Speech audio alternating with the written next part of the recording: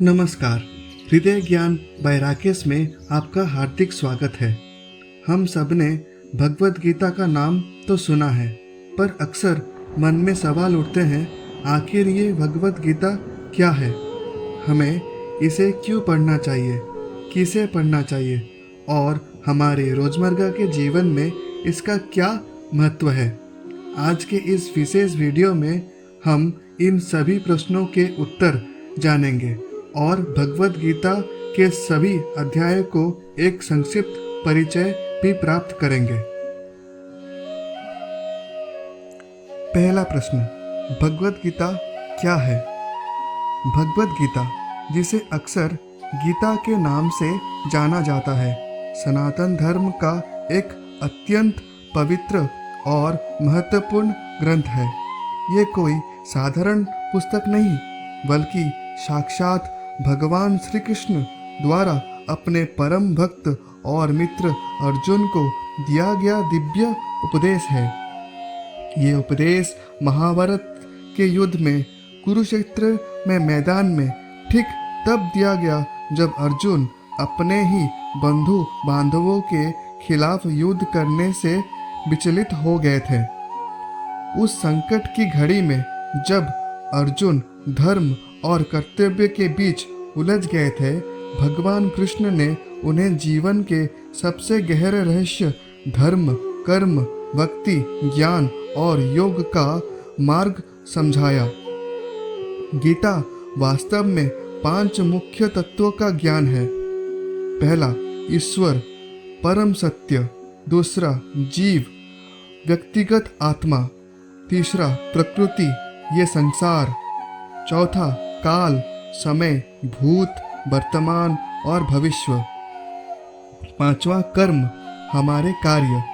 संक्षेप में, गीता आध्यात्मिक ज्ञान, नैतिक मूल्यों और जीवन जीने की व्यवहारिक दर्शन का एक अद्भुत संगम है। दूसरा सवाल, हमें भगवत गीता क्यों पढ़नी चाहिए?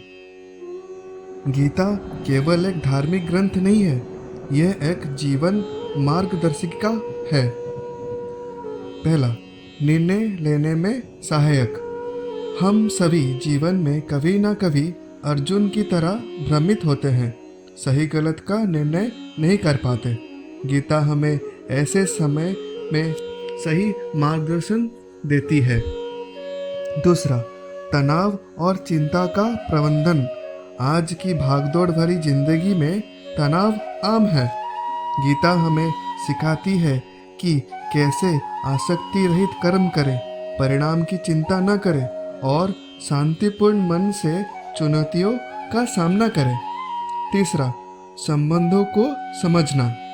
ये हमें अपने रिश्तों को बेहतर ढंग से समझने और उनमें संतुलन बनाए रखने की सीख देती है। चौथा, आत्मखोज। गीता हमें अपनी सच्ची पहचान, आत्मा को पहचानने और जीवन के परम लक्ष्य की ओर बढ़ने में मदद करती है। पांचवा, नेतृत्व और कर्तव्य। यह हमें कर्तव्य परायणता, निस्वार्थ सेवा और एक सच्चे नेता के गुणों को सिखाती है। गीता हमें सिर्फ स्वर्ग मोक्ष की बात नहीं करती, बल्कि हमें इस भौतिक दुनिया में रहते हुए एक सफल, संतुलित और आनंदमय जीवन कैसे जिया जाए, यह सिखाती है। तीसरा सवाल, भगवत गीता किसे पढ़नी या जाननी चाहिए? अक्सर लोग सोचते हैं कि गीता केवल धार्मिक लोगों या वृद्धों के लिए है, लेकिन ये एक बहुत बड़ी गलतफहमी है। भगवत गीता हर उस व्यक्ति के लिए है जो जीवन में उद्देश्य की तलाश में है, जो निर्णय लेने में कठिनाई महसूस करता है, जो तनाव, चिंता या भय से ग्रस्त है, जो अपने कर्मों और उनके परिणामों को समझना चाहता है, जो रिश्तों में सामंजस्य स्थापित करना चाहता है जो एक संतुलित और सार्थक जीवन जीना चाहता है, जो आध्यात्मिक ज्ञान प्राप्त करना चाहता है, चाहे वो किसी भी धर्म या पृष्ठभूमि का हो। ये छात्रों, पेशेवरों, गृहिणियों, नेताओं, उद्यमियों, हर वर्ग के व्यक्ति के लिए प्रासंगिक है। गीता के उपदेश सार्वभौमिक है। चौथा सवाल, रोजमर्रा के जीवन में इसका क्या महत्व है?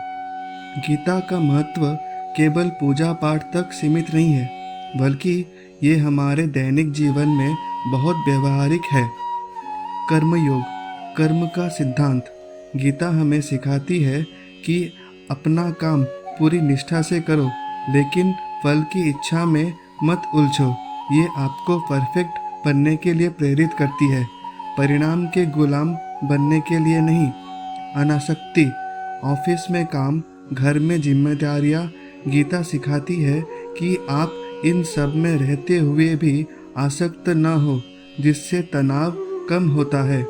नेतृत्व कौशल, भगवान कृष्ण स्वयं एक महान नेता थे। उनके उपदेशों से हमें नेतृत्व, निर्णय क्षमता और टीमवर्क के गुण सीख सकते हैं। मानसिक शांति, यह हमें बताता है कि मन को कैसे नियंत्रित करें, क्रोध और मोह से कैसे बचें, जिससे हमें आंतरिक शांति मिलती है। सकारात्मक दृष्टिकोण, हर परिस्थिति में समभाव बनाए रखने की सीख हमें चुनौतियों को अवसर में बदलने की शक्ति देती है। गीता हमें एक्शन में रहना सिखाती है, निष्क्रियता में नहीं। ये हमें एक सक्रिय, जिम्मेदार और चेतन नागरिक बनने के लिए प्रेरित करती है। पांचवा सवाल, भगवद गीता में कितने अध्याय और श्लोक है? श्रीमद् भगवद गीता में कुल 18 अध्याय है और इसमें लगभग 700 श्लोक है। ये 18 अध्याय जीवन के विभिन्न पहलुओं पर प्रकाश डालते हैं। छठा अध्याय, प्रत्येक अध्याय से हमें क्या सीख मिलती है? आइए अब इन 18 अध्यायों का एक संक्षिप्त परिचय प्राप्त करें। पहला अध्याय, अर्जुन विषाद योग। अर्जुन का विषाद योग। सीख, यह अध्याय युद्धभूमि में अर्जुन के मोह, भ्रम और कर्तव्य से विमुख होने की स्थिति को दर्शाता है। यह दिखाता है कि कैसे हम भी जीवन की चुनौतियों से डरकर भ्रमित हो जाते हैं। दूसरा अध्याय, सांख्य योग, आत्मा का ज्ञान। सीख, भगवान कृष्ण आत्मा की अमरता, कर्म के सिद्धांत और समत्व बुद्धि का उपदेश देते हैं। ये गीता का दार्शनिक आधार है। कर्म योग, निष्काम कर्म का योग। सीख, यह अध्याय सिखाता है कि हमें अपना कर्तव्य बिना फल की आसक्ति के करना चाहिए। कर्म करते रहना ही धर्म है। चौथा अध्याय, ज्ञान कर्म संन्यास योग। ज्ञान और कर्म का समन्वय। सीख, भगवान कृष्ण अवतारों की व्याख्या करते हैं और ज्ञान एवं कर्म के त्याग के महत्व को बताते हैं। कर्म करते हुए भी ज्ञान की प्राप्ति कैसे हो?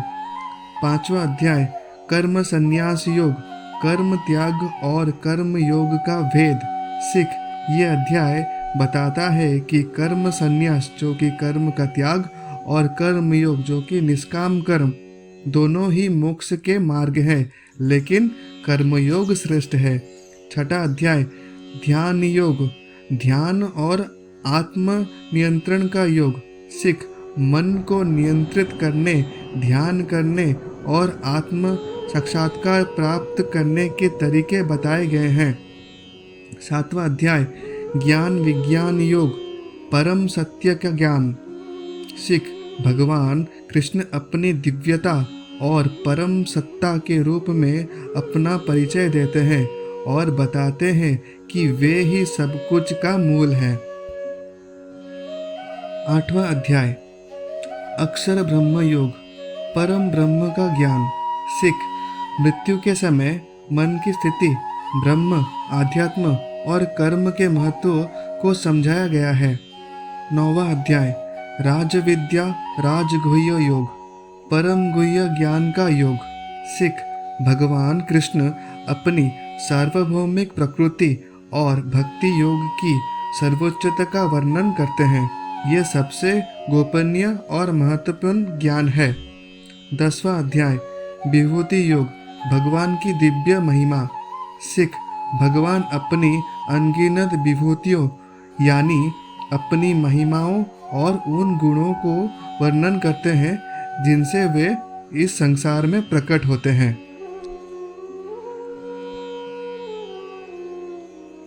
11वां अध्याय, विश्वरूप दर्शन योग। सिख, भगवान कृष्ण अर्जुन को अपना विराट रूप दिखाते हैं जो अपनी सर्वशक्तिमानता का प्रमाण है। ये एक अत्यंत दिव्य अनुभव है। 12वां अध्याय, भक्ति योग। सिख, यह अध्याय भक्ति के विभिन्न रूपों और भगवान के प्रिय भक्त के गुणों का वर्णन करता है। यह भक्ति मार्ग की श्रेष्ठता को बताता है। 13वां अध्याय, क्षेत्रीय क्षेत्रज्ञ विभाग योग। सिख, शरीर जो कि क्षेत्र और आत्मा जो कि क्षेत्रज्ञ के अंतर को समझाया गया है और प्रकृति, पुरुष एवं ज्ञान के विषय में बताया गया है। 14वां अध्याय, गुणत्रय विभाग योग, प्रकृति के 3 गुण। सिख, प्रकृति के 3 गुणों सत्व, रज, तम का विस्तृत वर्णन और वे कैसे हमें प्रभावित करते हैं तथा उनसे ऊपर उठने का मार्ग बताया गया है। 15वां अध्याय, पुरुषोत्तम योग। सिख, ये अध्याय संसार को एक अश्वत्थ वृक्ष के रूप में वर्णित करता है और परम पुरुषोत्तम भगवान का वर्णन करता है जो सभी से परे हैं। 16वां अध्याय, देवासुर संपद विभाग योग, दैवी और असुरी प्रकृति। सिख, दैवी मतलब दिव्य और असुरी मतलब असुरों जैसी प्रकृति के गुणों का वर्णन किया गया है और बताया गया है कि कौन सी प्रकृति हमें मोक्ष की ओर ले जाती है। 17वां अध्याय, श्रद्धात्रय विभाग योग, श्रद्धा के 3 प्रकार। सिख, श्रद्धा, आहार, तपस्या और दान के 3 प्रकारों सात्विक, राजसिक, तामसिक का वर्णन किया गया है। 18वां अध्याय, मोक्ष संन्यास योग। सिख, ये गीता का अंतिम और सारगर्भित अध्याय है जिसमें संन्यास और त्याग का अंतिम अर्थ बताया गया है और भगवान कृष्ण अपना अंतिम सबसे गोपनीय और सारभूत उपदेश देते हैं जिसमें उनकी शरण लेने का महत्व है। तो ये था भगवद गीता का एक संक्षिप्त परिचय। जैसा कि आपने देखा, गीता केवल एक युद्ध की कहानी नहीं बल्कि हमारे अपने जीवन के आंतरिक युद्ध, हमारी शंकाओं और हमारे कर्तव्यों का समाधान है। इसे पढ़कर हम न केवल आध्यात्मिक रूप से समृद्ध होते हैं बल्कि एक बेहतर इंसान बनकर अपने जीवन को अधिक सार्थक बना सकते हैं। मैं आशा करता हूँ कि ये वीडियो आपको भगवद गीता की इस यात्रा पर मेरे साथ जुड़ने के लिए प्रेरित करेगा। अगर आपको ये जानकारी पसंद आई हो तो कृपया इस वीडियो को लाइक करें, अपने दोस्तों और परिवारों के साथ शेयर करें और हृदय ज्ञान बाय राकेश चैनल को सब्सक्राइब करना ना भूलें। आपके मन में कोई भी प्रश्न हो तो बेझिझक कमेंट बॉक्स में पूछें। मैं आपको प्रश्न का उत्तर देने का पूरा प्रयास करूंगा।